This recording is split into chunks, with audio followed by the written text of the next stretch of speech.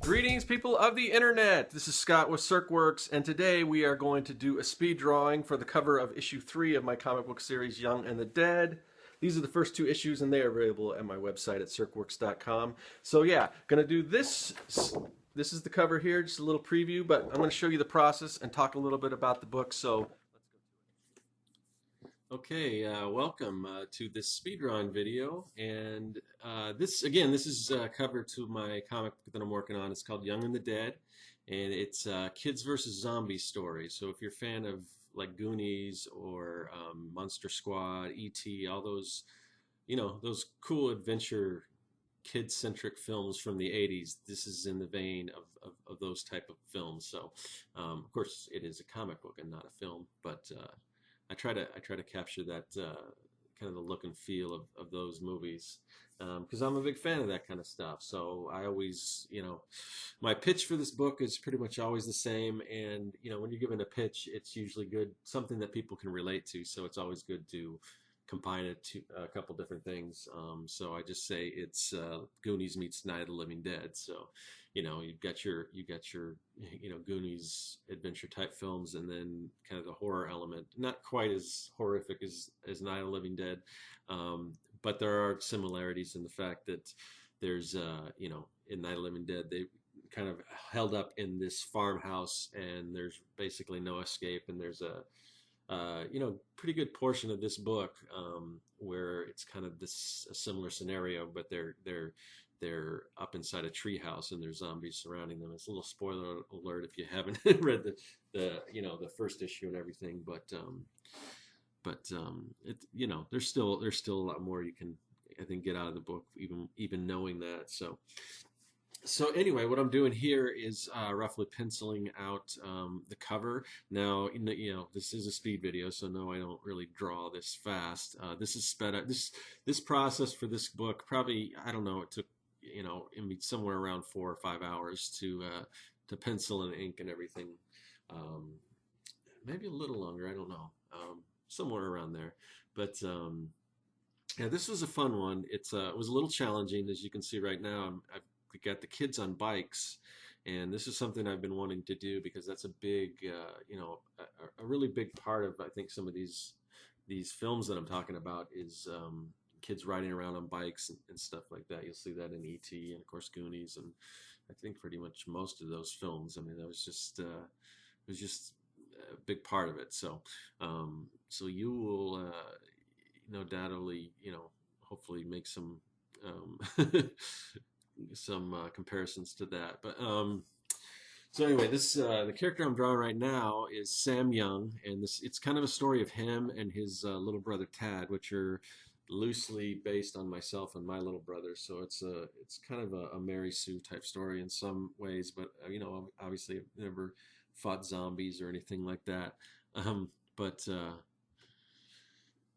it is, I kind of model some of the personalities of the character on this character on myself or my brother, or just kids I knew growing up with, and kind of thrown them into this adventure. Yeah, it's just a lot of fun reminiscing and coming up with the different scenes and everything from this comic. So how did this whole thing start, as far as Young and the Dead is a concept and everything? I was involved. If some of you guys remember way back, there was a podcast series called Art and Story, and they had like at one point towards the end they had like a premium service where I forget exactly what it was called, but it was Art and Story. You paid a monthly fee, and there was a board and everything, and a forum and all that kind of stuff, and they were doing something. Kevin Cross, who was a host of that podcast, he came a little later on, so he's like the third host, but he had been doing some podcasting before that. And if you follow any of the 100 Days of Making Comics that I was on, he started that as well. So he started this thing called the Mini Comics Dump Truck, which was really cool, and it might be something that might be cool to return to. I think we're all kind of busy, doing other things right now, but it was just a group of people that would create a mini comic, and then at the end you would trade them, and everyone,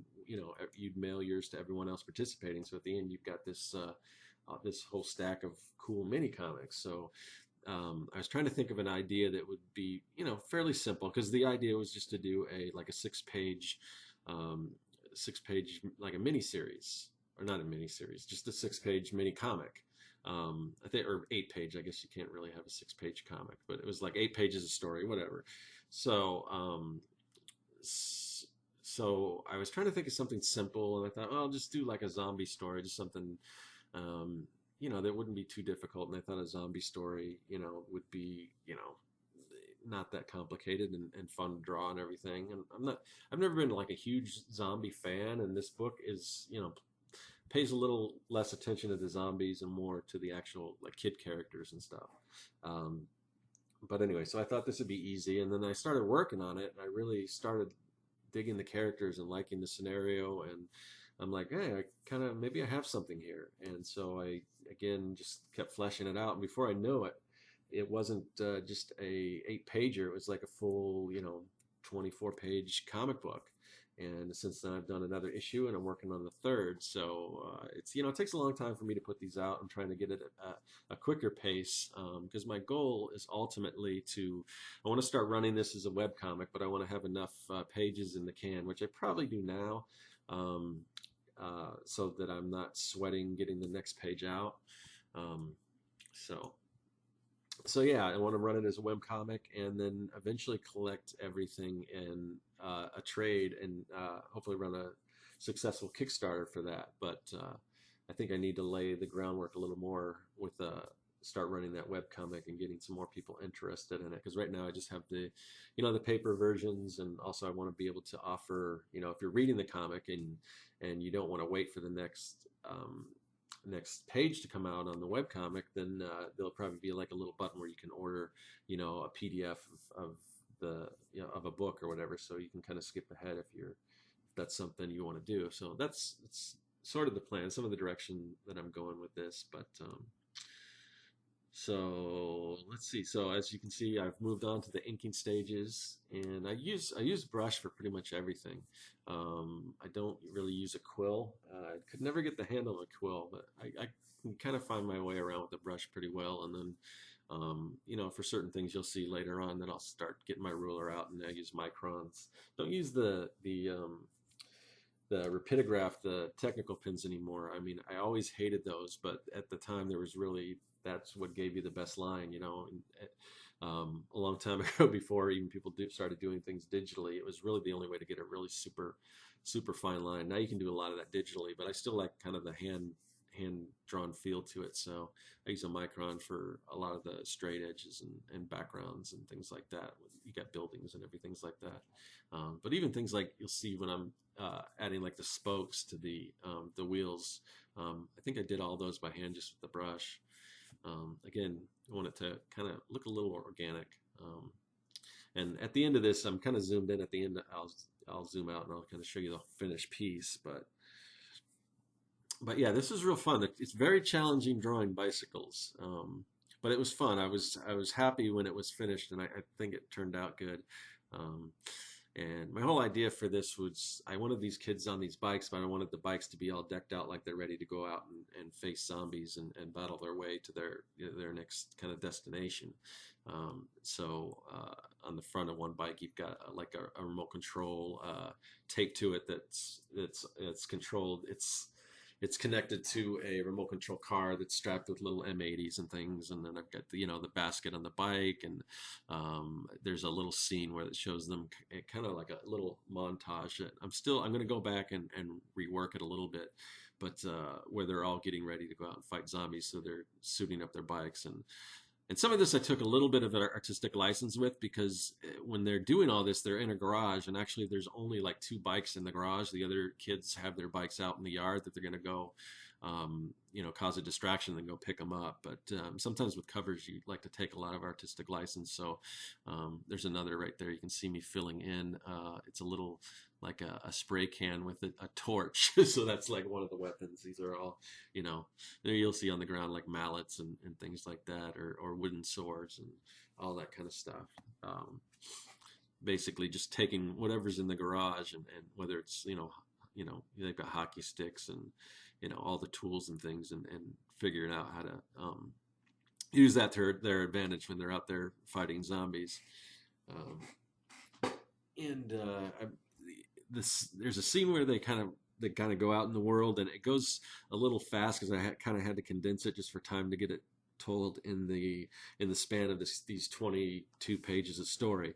But I think when I collect in the trade, I'm gonna add some, like, I don't want to get all George Lucas-y on it, but add some extended scenes. And these are things that I want to put in, but sometimes you have to cut certain things. But some fun things, and I definitely want to have a lot of extras when I do collect it in a trade. So there's, for people that did just buy the single issues, there's going to be a lot of extra stuff in there, and I don't see any problem with that, really. That should, I really want to make it kind of a dynamite, like, really, really cool, like, trade when I collect the whole thing. But anyway, so this is about it. Just finishing up, blocking in some of the blacks and everything. Got most of the line art done and everything, but just wrapping this thing up. So, in what for you will be around 12 minutes of a screen, sped up drawing. Again, it took about 5 hours, so I sped this up quite a bit. I'm going to do some more speed drawing videos. They probably won't all be sped up this much because, but I do want more short form videos, because a lot of my videos I just do live and it's just me drawing, and sometimes they can be an hour of me drawing, which is good for people like me who want something to look at while they draw. But a lot of people just don't have the time, so I hope to start doing more of these type of videos. So anyway, we're getting to the end of this, so I just want to say, yeah, if you like what you're seeing and you might want to check out the book, again, you can get those books at circworks.com. There's a little store, I don't know if it's store or shop, one of the other two. There's a section, and there's a bunch of other stuff from Circworks, but the comics are in there. And there's two versions. There's a deluxe mini comic version, which is pretty much the same version I did for that mini comics dump truck, and then there's a standard one that's just kind of your basic print on demand type standard version. So if you like what you see, go ahead and check that out. And with that, I'll see you guys later, and thanks for watching, and that is all.